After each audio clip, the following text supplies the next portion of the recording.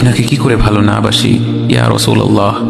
যখন আপনি আমাকে ভালোবেসেছেন সেই 1400 বছর আগে, যখন আপনি আমাকে মিস করতেন, আশা করতেন যেন আমার সাথে দেখা করতে পারেন, অথচ তখনও আমি জন্মই হইনি। সেদিন সাহাবীরা আপনার চোখে পানি দেখে বলল, ইয়া রাসূলুল্লাহ, আপনি কাঁদছেন কেন?